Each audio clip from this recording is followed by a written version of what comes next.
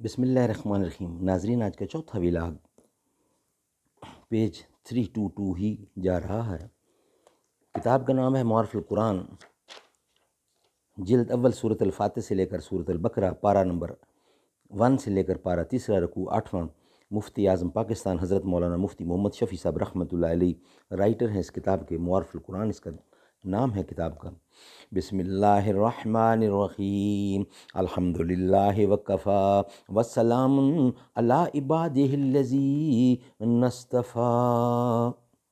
ناظرین، vlog number 4 اور page ہے 322۔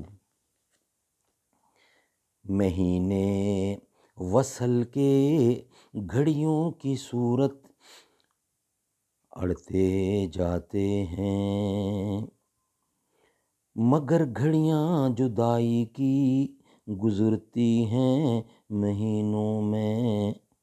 مہینے وصل کے گھڑیوں کی صورت میں اڑتے جاتے ہیں، مگر گھڑیاں جدائی کی گزرتی ہیں مہینوں میں۔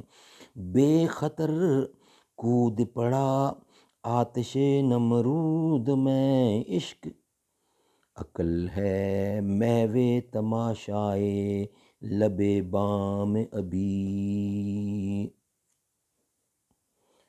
حضرت انس رضی اللہ عنہ نے فرمایا کہ میں نے اس پتھر میں حضرت ابراہیم علیہ السلام کے قدم مبارک کا نقش دیکھا ہے، مگر لوگوں کے بکثرت چھونے اور ہاتھ لگانے سے اب وہ نشان ہلکا پڑ گیا ہے۔ اور حضرت عبداللہ بن عباس سے مقام ابراہیم کی تفسیر میں یہ بھی منقول ہے کہ پورا حرم مقام ابراہیم ہے۔ ممکن ہے کہ اس سے مراد یہ ہو کہ طواف کے بعد کی 2 رکعتیں جن کو مقام ابراہیم پر پڑھنے کا حکم اس آیت میں ہے، اس حکم کی تعمیل پورے حرم میں کسی جگہ بھی یہ رکعتیں پڑھنے سے ہو جائے گی۔ اس پر اکثر فقہا امت متفق ہیں۔ نمبر 4، آیت مذکورہ میں مقام ابراہیم کو مصلی بنانے کا حکم ہے۔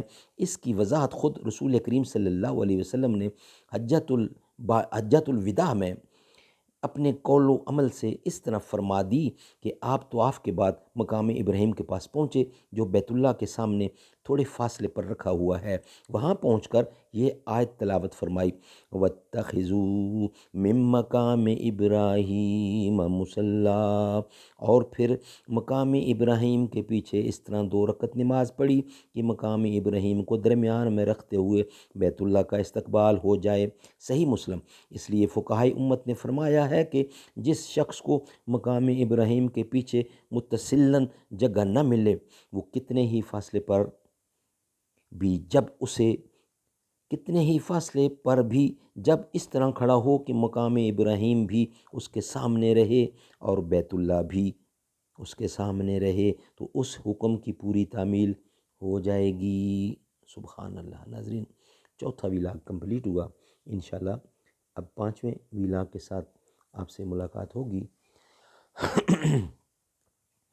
نبی کے عشق میں ڈھل کر درود پڑھتے ہیں، زمیں فلک میں ہو اختر درود پڑھتے ہیں، میرے رسول مکرم کے چاہنے والے تمام اکبر و اصغر درود پڑھتے ہیں، حبیب خالق کونین پر محبت سے مدینہ شہر کے منظر درود پڑھتے ہیں، اسی سے جان لو ان کا مقام اے نجدی، نبی پر کنکر و پتھر درود پڑھتے ہیں، بحکم خالق اکبر ملائک اب بھی در رسول پہ جا کر درود پڑھتے ہیں، بحکم خالق اکبر ملائک اب بھی ذرہ ذرہ در رسول پہ جا کر درود پڑھتے ہیں، نبی کے چاہنے والوں کی یہ علامت ہے، نبی کے چاہنے والوں کی یہ علامت ہے، نبی کے نام کو سن کر درود پڑھتے ہیں، زہ نصیب دیوانے بڑی عقیدت سے خدا کے پیارے درود، خدا کے پیارے درود، خدا کے پیارے درود پڑھتے ہیں، رضا کے چاہنے والے تمام خاص و عام جگہ کے اپنا مقدر درود پڑھتے ہیں۔ کوئی پڑھے نہ پڑھے وارسی خدا کی قسم، کوئی پڑھے نہ پڑھے وارسی خدا کی قسم، جو ہے محب وہ برابر درود پڑھتے ہیں۔